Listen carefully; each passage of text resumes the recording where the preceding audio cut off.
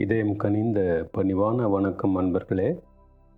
பகவத்கீதையை எளிமையான முறையில் புரிஞ்சுக்கிட்டு அதோட முழுமையான பலன்களை அடைய குருவருளும் இறையருளும் வேண்டி தூங்குவோம். இந்த பதிவில் நம்ம பார்க்க போகிறது அத்தியாயம் 4லிருந்து ஸ்லோகம் 39. ஸ்ரத்தாவான் லபதே ஞானம்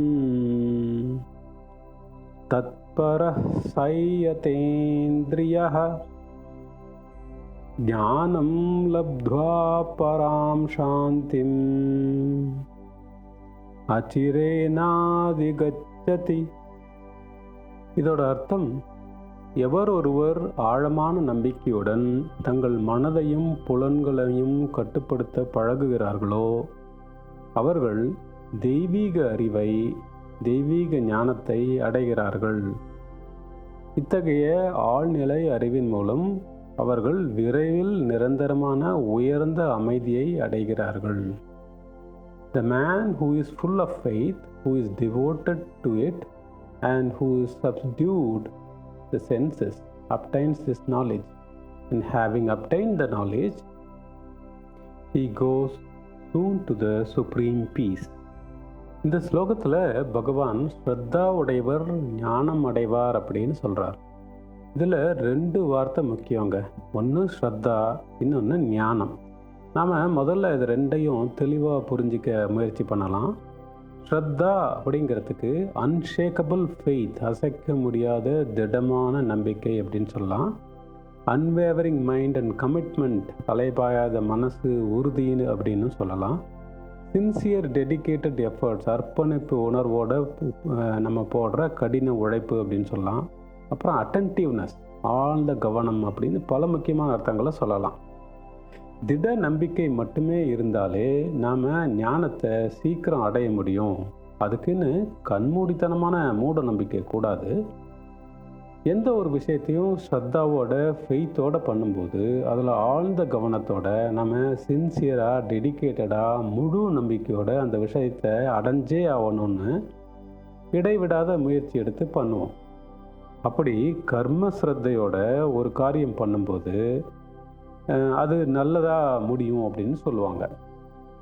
உலக விஷயங்கள் அடையிறதுக்கே இவ்வளவு முயற்சியும் நம்பிக்கையும் தேவைப்படும் போது ஆத்ம ஞானமான மிக உயர்ந்த நுட்பமான சட்லஸ்ட் அந்த ஹையஸ்ட் நாலேஜ் அடையிறதுக்கு நமக்கு அசாத்தியமான சாதனையும் அசைக்க முடியாத திடமான நம்பிக்கையும் தேவை இல்லைங்களா?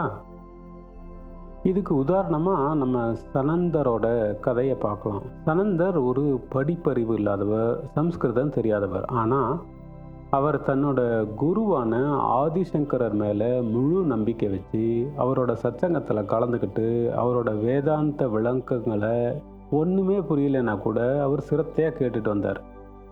ஒரு நாள் சனந்தர் தன் குருவின் துணிகளை கொஞ்சம் தூரத்தில் கங்கை ஆற்றுக்கு அந்த பக்கம் துவைச்சிக்கிட்டு இருந்தார்.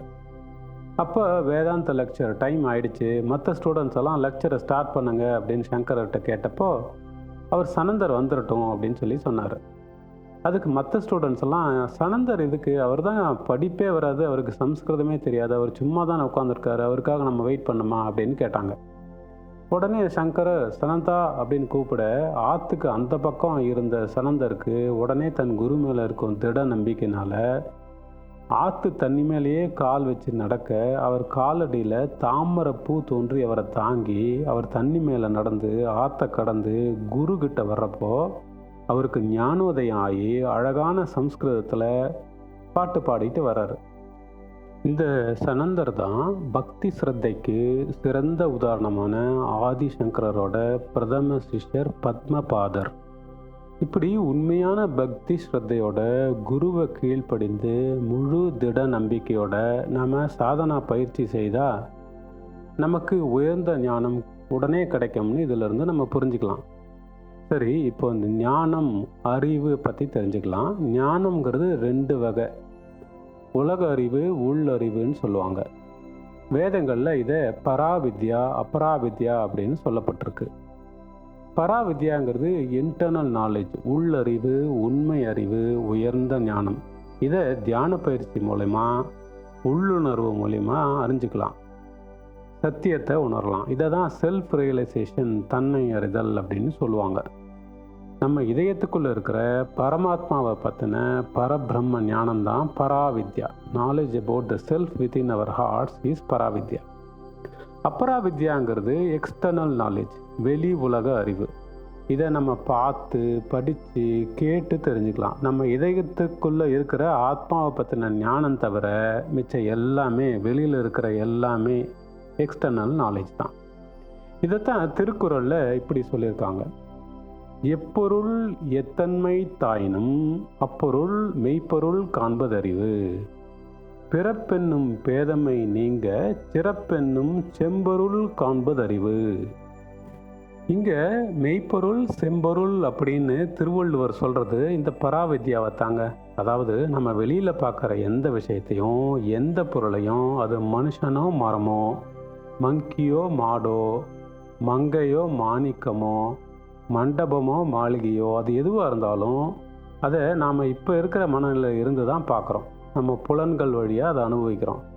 நம்ம நிகழ்கால மனநிலையை பொறுத்து அந்த விஷயத்தை நம்ம அணுகிறோம், டிபெண்டிங் அப்பான் அவர் லெவல்.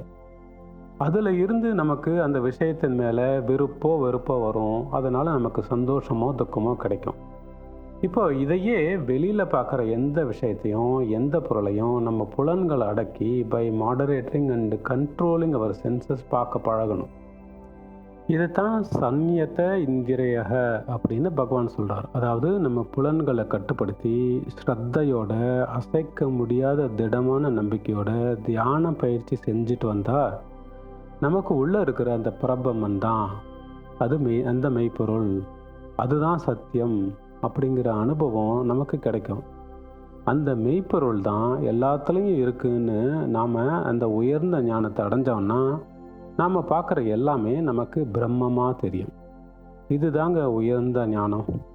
இப்படி நம்ம அடைஞ்ச ஞானம் நமக்கு பரிபூர்ண சாந்தி நிலையை சீக்கிரமாகவே நமக்கு கொடுக்கும் அப்படின்னு தெளிவாக பகவான் கிருஷ்ணர் இதில் சொல்லியிருக்கார். சரிங்க, நாமளும் பக்தி ஸ்ரத்தையோட குருவை கீழ்ப்படிஞ்சு திட நம்பிக்கையோட சாதனா பயிற்சி செய்வோம். சீக்கிரம் உயர்ந்த ஞானம் அடைஞ்சு பரிபூர்ண சாந்தி அடைவோம். நல்லது. நன்றி. வணக்கம். ஓம் சாந்தி.